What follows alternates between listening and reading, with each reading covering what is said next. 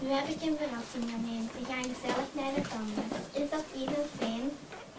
De tandarts moet dat kleine gaatje in je kuchen vullen. Nou, vind je het niet enig? Maar Jan Hein begon te brullen. Ik wil niet naar de tandarts. En tante moest hem bij zijn oren naar de tandarts sturen. Hij jammerde van Boe, en boe. maar Jan Hein, het moest gebeuren. Kom jongetje, ik schiet je toch niet dood?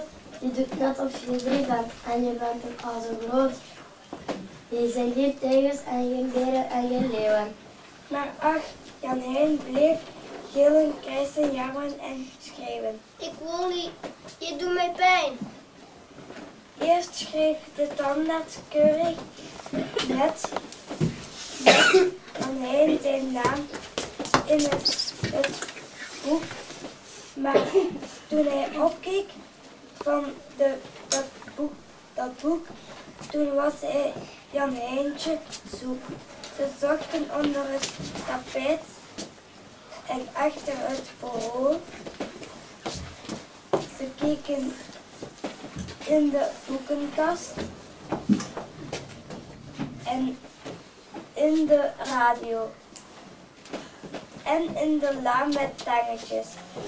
Waar was nou toch die jongen?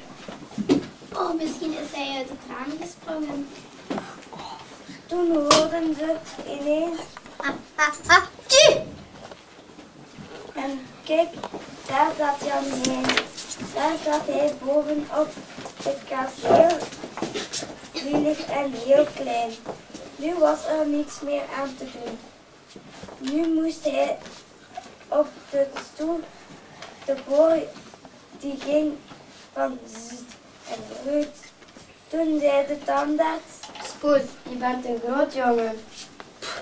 Jazeker, ik ben een grote jongen en het deed helemaal geen pijn.